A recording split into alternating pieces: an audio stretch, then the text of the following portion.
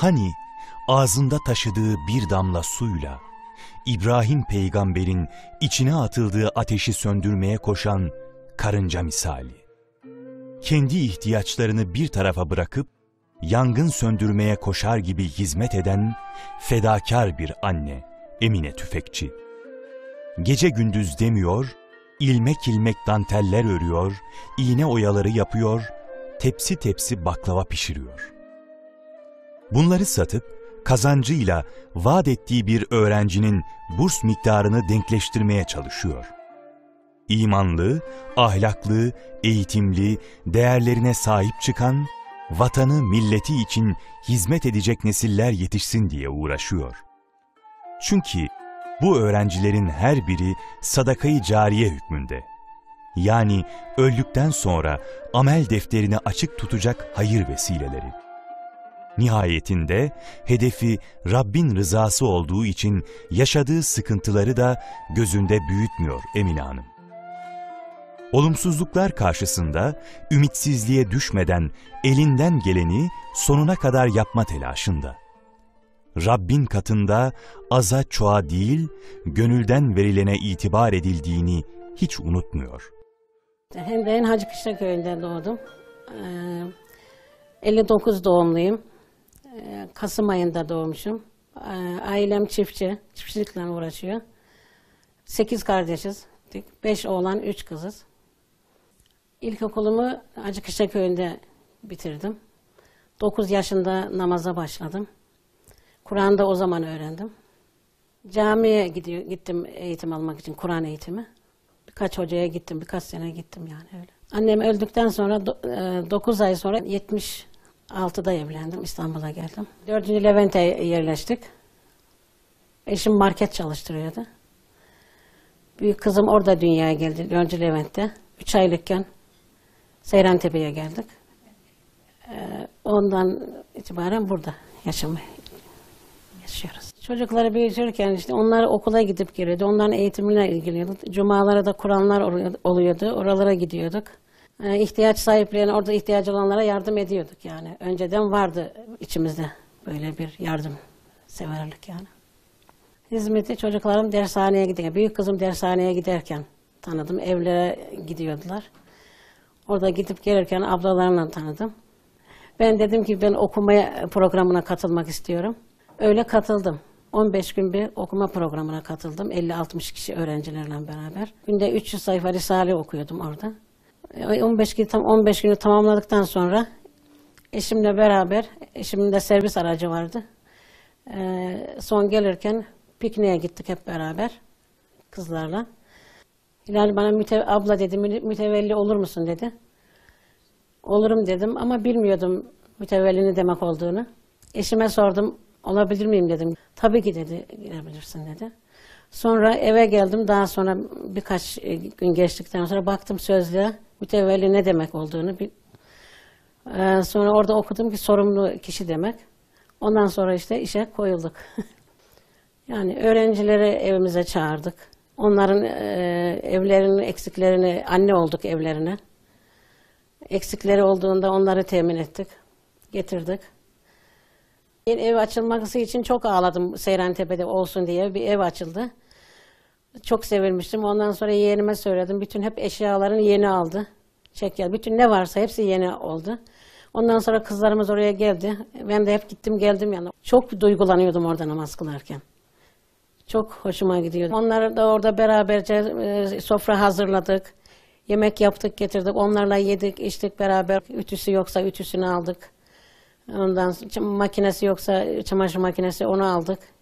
Her zaman soruyoruz yani ne eksiğiniz varsa bize liste veriyorlar. Bunlar eksik, biz de onları alıyoruz, götürüyoruz onlara. Yurt dışına giden kızlarımız var tabii yetiştirdiğimiz kızlardan. Bazen telefon ediyorlar, telefondan bize bağlanıyorlar hani. Toplantılarda öyle şey yapıyorlar. Bayağı bir duygulanıyor insan, oralara gitmişler. Onlardan Allah ebeden razı olsun. Çok farklı bir duygu yani. Kızlarımızı güzel yerlerde görmek. Bir doktor olmuşlar, hemşire olmuşlar, öğretmen olmuşlar. Hepsi bir tarafta. Yani nereye gidersek gidelim her yerde bizi misafir edecek yerimiz var yani. O da çok hoşuma gidiyor yani.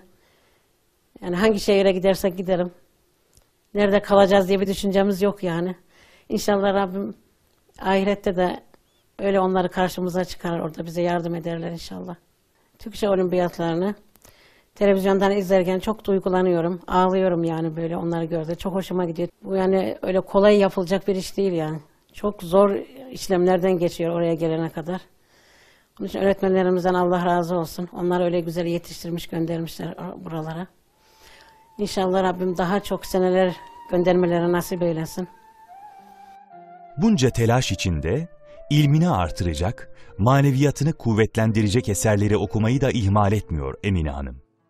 Okudukça ruhen canlandığını, hizmet şevkinin arttığını fark ediyor. Okumayı severdim ama yani çocukları büyütürken vaktim olmuyordu. Yazmayı bile unutmuştuk neredeyse ama hizmete girince hepsini daha güzel yaptık. Yani okumak çok güzel olduğunu artık anladım yani okuyunca. Yani Risale okuduğum zaman daha iyi hissediyorum kendimi. Hocamızın kitaplarını okuduğum zaman sanki o yazdıklarını sanki bana söylemiş gibi ben hissediyorum.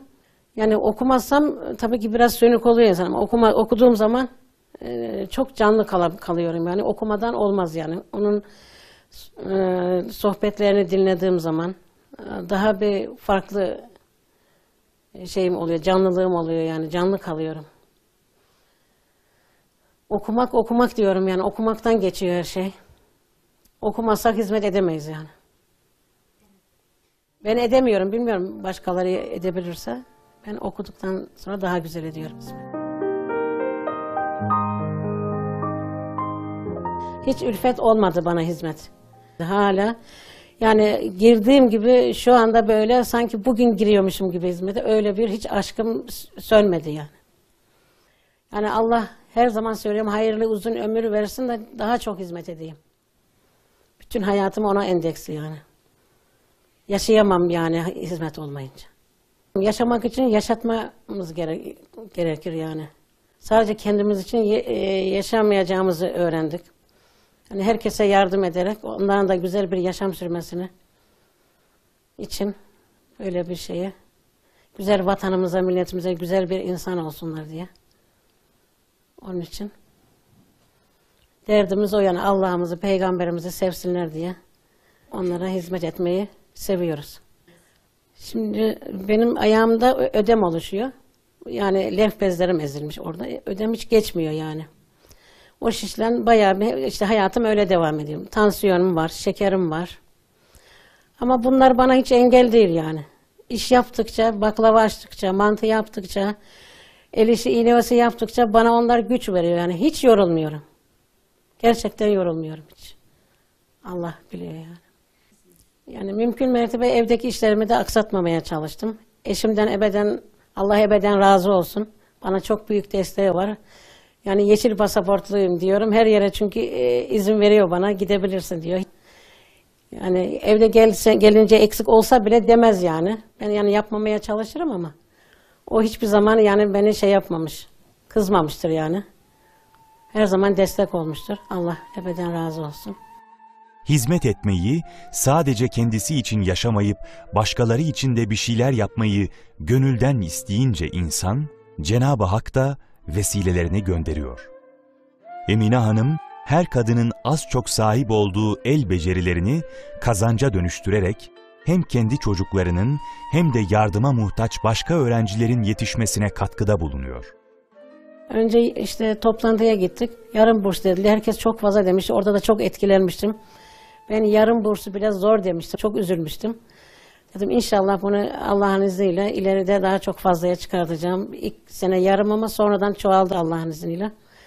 Kendi bursumu da baklava yaparak, mantı yaparak, işte el işi yaparak kendim tek başına bir çocuğu okutmaya çalışıyorum inşallah. Kendi çocuklarımı da el işi yaparak okuttum. 3 sene dershaneye gönderdim onlara. Yani sırf biz hani İstanbul'u kazansın diye gönderdim. Yani dışarıya göndermek istemiyorduk o yüzden. Gönderdim ama hiçbir zaman indirim yapın demedim. 3 sene hiç bıkmadan gönderdim yani. Ve şehir dışını kazandılar. Gitti evde kaldılar. Kızımı özel kolejde okutmak istiyordum. Eşim dedi ki okutamayız dedi. Hayır dedim, okuyacak dedim. 12 yumak boşalttım. Onun parasıyla onu okula vermiş olduk. Ondan sonra da devamı artık yaptık. Yaptık yine el işleri, gönderdik yani öyle bitirmiş oldu.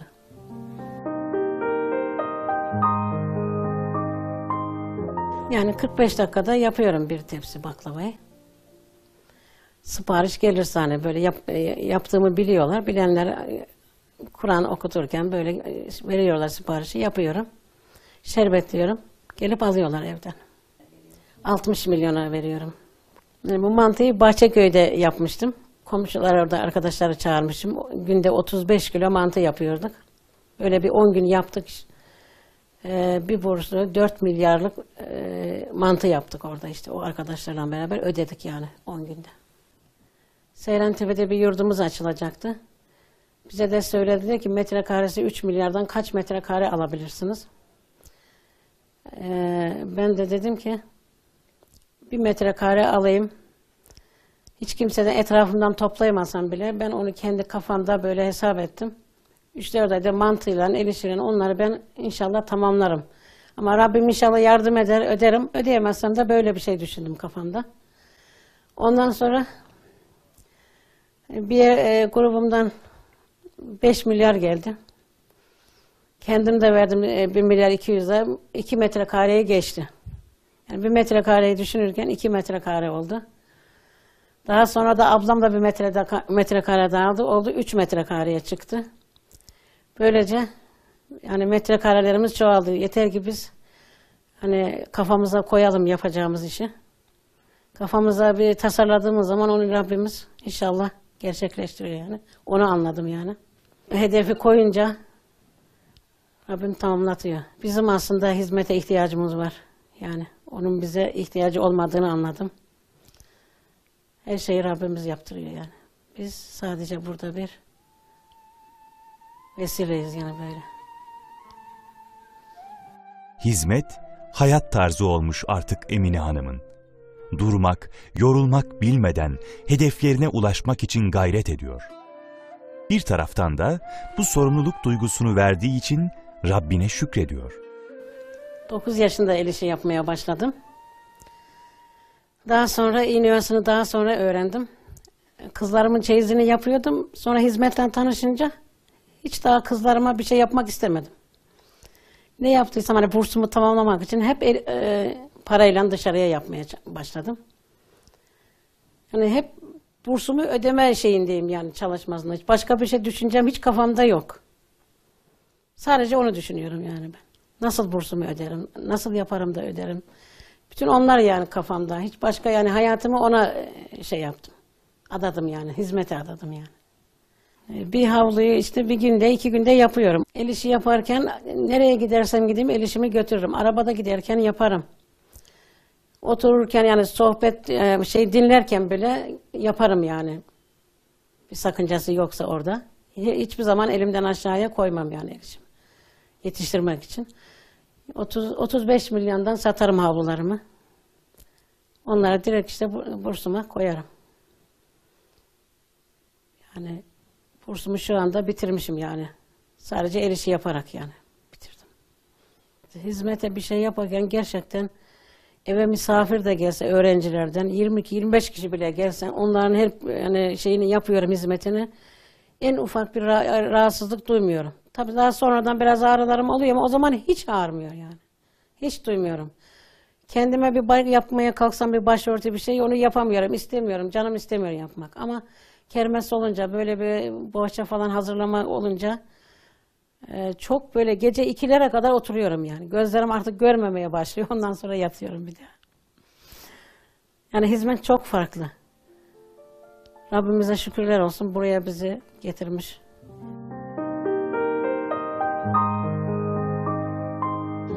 Yani 2 milyon liradan biliyorum ben ilk başladım. 2 milyon topluyordum. Buradan Güngören'e giderdim. Akrabalarım vardı orada. Onlardan 2 toplardım her hafta.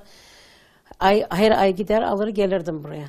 Burada da akrabalarımıza hep giderdim. Siz de verin Allah rızası için biz bu işi yapıyoruz ama yani diyorum az hani bir çorbanızda sizin de bir tuzunuz olsun yani. Allah'ın rızasını kazanmış olsun. Evinizde verdikçe bereketi olur yani paranızın. O 5 milyon lirayı bile bize ben kaç kere peşine gittiğim olmuştur. 5. kata çıkıp indiğim olmuştur. Yani bir 5 milyon lira için. Ama yine de gitmişimdir almak için. Bıkmadım ya. Benim bir defterim var. Defterimde hepsi verecek olan kişileri yazmışım böyle. Hala duruyor o defter ama şimdi bilmiyorum nerede. Yazıyorum işte 5 milyon veriyor Hatice Hanım. Allah razı olsun ondan. Öyle yazmışım oraya aylara bölmüşüm. Her ay bunu aldığımı işaretlemişim. Öyle bir defter tuttum. Birkaç sene öyle devam ettim. Yaşadığı sıkıntılara rağmen hizmeti bırakmadığı için aile büyüklerinden ve çevreden eleştiriler de gelmiş Emine Hanım'a. Ancak o bunların hiçbirini aldırmıyor. Çünkü Allah rızasına giden bir yolda olduğuna yürekten inanıyor. Sağlık sorunları yüzünden eskisi kadar koşturamasa da son nefesine kadar hizmet için çalışma niyetinde. Eleştiriler çok. Yani diyorlar tabii benim de sıkıntılarım oluyor yani sıkıntı ama onun sıkıntılara rağmen hiçbir zaman hani öğrenciye hani vermekten hiç şey yapmadım yani. Hep vermek istedim. Söylüyorlar tabii büyüklerimiz daha çok. Niye hep paralarınızı oraya harcıyorsunuz falan söylüyorlar ama biz tabii onlara şey yapmıyoruz. Biz artık deseler de şey yapmıyoruz. Dinlemiyoruz yani. Dinlesek yapamayız bir şey. Onu biz almışız, yapmak zorundayız yani. Bunu Allah için yapıyoruz çünkü. Sonuçta Allah rızası var. Öyle olunca kendimi onların sorumlusu hissediyorum daha doğrusu yani. Bu da yani bu benim üzerimde taşımam gerekiyor. Bunu hakkıyla yapmam gerekiyor. Gerektiğini düşünüyorum. Adı hizmet ama bu bizim kulluğumuzun gereği yani. Onların hiçbir tanesine ben takılmadım. Benim aşkımı söndüremediler yani. Onlar ne kadar eleştiri yaparsa yapsınlar ben daha çok canlı kaldım yani Allah'ın izniyle. Yani kimseye küsmedim. Bu arada hocalarımızdan sonra hiçbir zaman kimseye gönül böyle şeyi koymadım. Sırf Allah rızası için dedim. Ben burada onun için varım dedim. Yani inşallah bundan sonra da öyle ömrümün sonuna kadar, tabuda girene kadar hizmet etmeye Rabbim inşallah izin verir. Ederiz yani hiç bırakmayı düşünmüyorum. Yaşlanınca da diyorum eğer dolaşamazsak evde yemek yaparız, öğrencileri çağırırız. Onları burada ağırlarım. O da gene bir hizmetlik. Yaşlılıkta da hizmet olur diyorum. Öyle düşünüyorum yani.